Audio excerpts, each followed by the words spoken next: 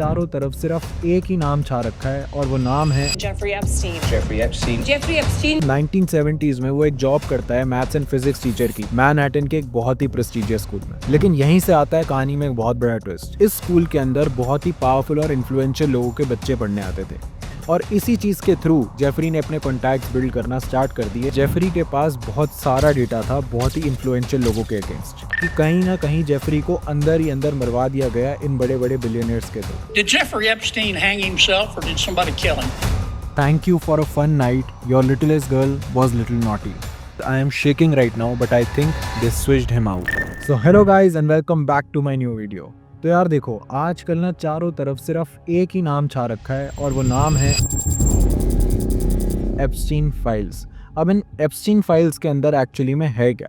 तो देखो कहानी शुरू होती है साल 1998 में अप्रैल के महीने से, जहां पर जेफरी एप्स्टीन नाम के एक बहुत बड़े फाइनेंसर ने एक आइलैंड परचेज करा जिसकी कॉस्टिंग थी $7.95 मिलियन और इस आइलैंड का नाम था लिटिल सेंट जेम्स आइलैंड। आज की डेट में ये आइलैंड मशहूर है एप्स्टीन आइलैंड के नाम से।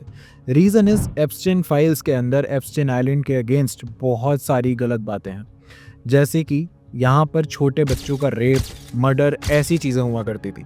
लेकिन आखिर ये सब चीज़ें करता कौन था?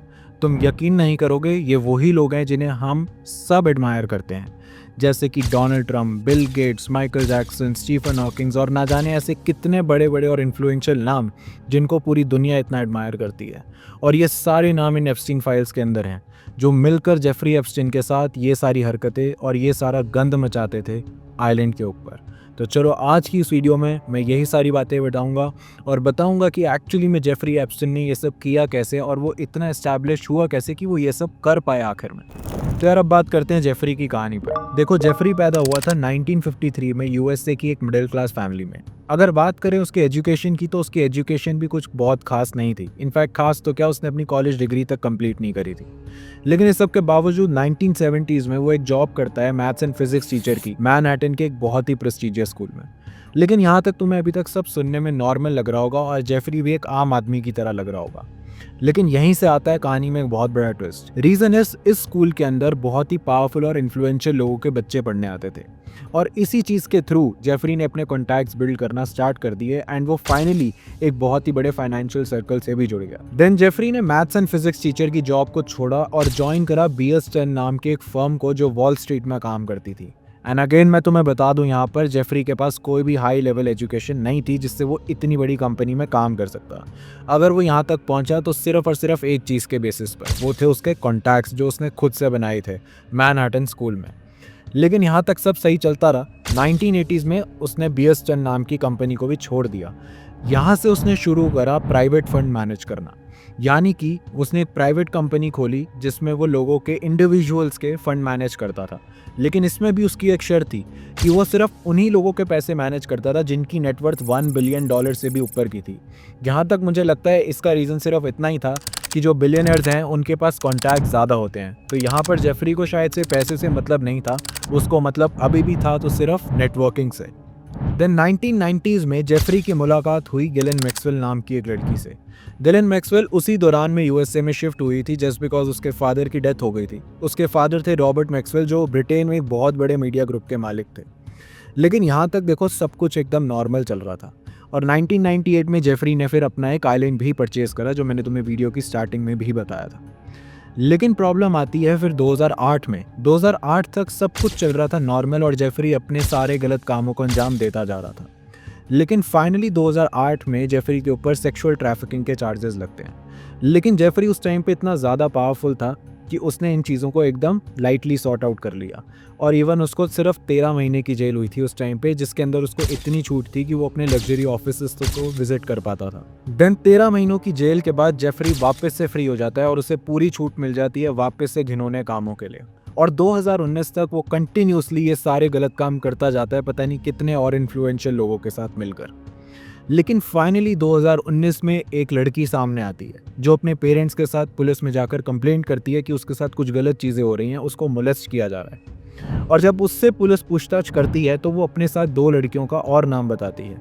जब उन 2 लड़कियों को बुलाया जाता है तो वो अपने साथ और 2 लड़कियों का नाम बताती है और ऐसे करते-करते लड़कियों की एक पूरी चेन बन जाती है। I suffered so much pain. So much pain. So much pain. I was 14 years old. I was 16 years old. I was 16, 17. 14 years old. और इन सब लड़कियों के मुंह पर एक ही कॉमन नाम था और वो नाम था Jeffrey Epstein. Jeffrey Epstein. Jeffrey एप्स्टिन।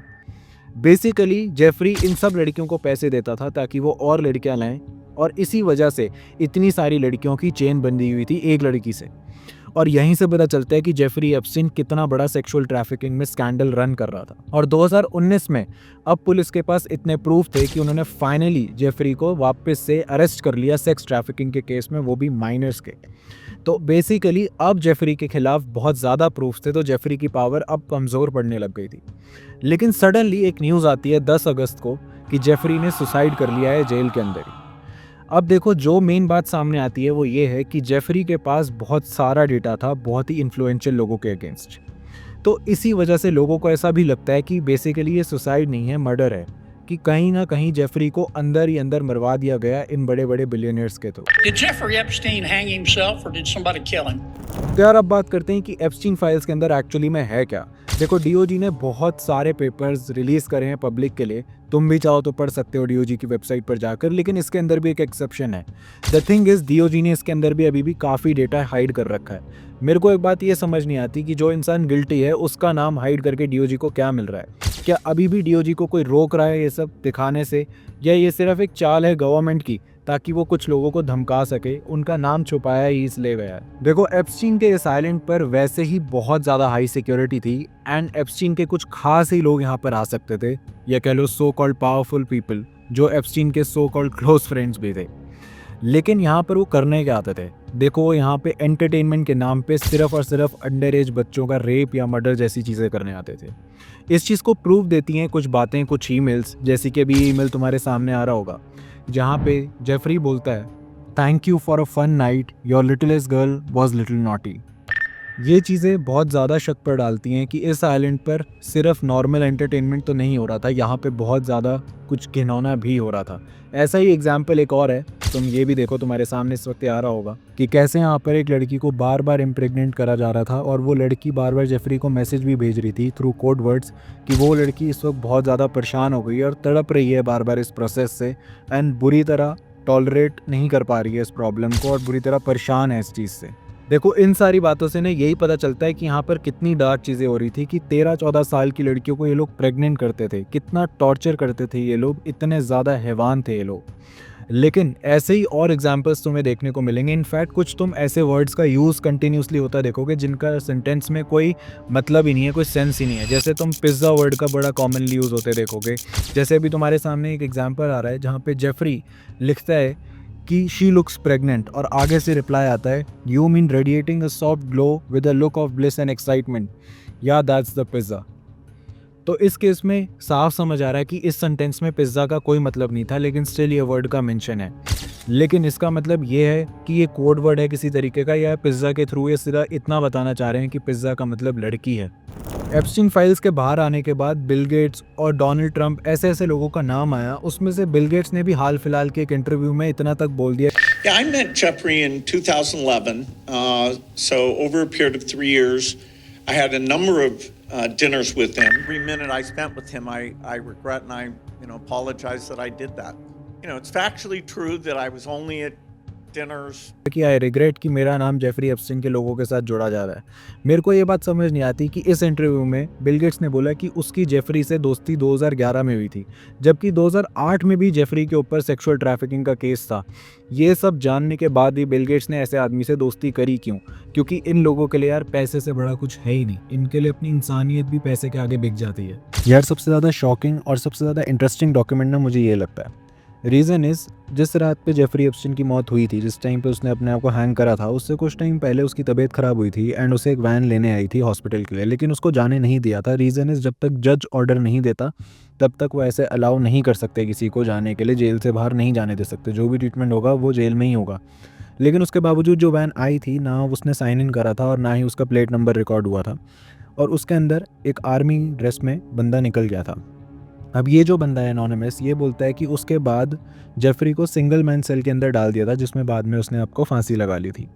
लेकिन ये बंदा एक्चुअली में हैरान है इस बात पे कि ऐसा कैसे हो सकता है कि वो वैन आई और उसको रिकॉर्ड तक नहीं करा। और इस बंदे को शक है इस बात का कि शायद से उन्होंने उस आर्मी वाले बंदे से जेफरी को स्विच कर दिया एंड जेफरी को आज़ाद कर दिया। इसलिए तुम यहाँ पे नोट करोगे लास्ट में लिखा हुआ भी है कि guys I am shaking right now but I think they switched him out.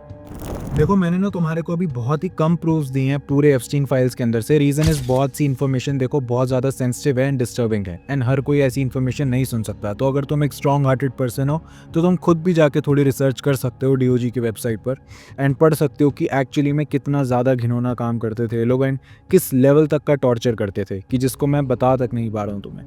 Anyways मेरे को सिर्फ अब ये डाउट है कि ये सारी बातें अब क्यों आ रही हैं बाहर।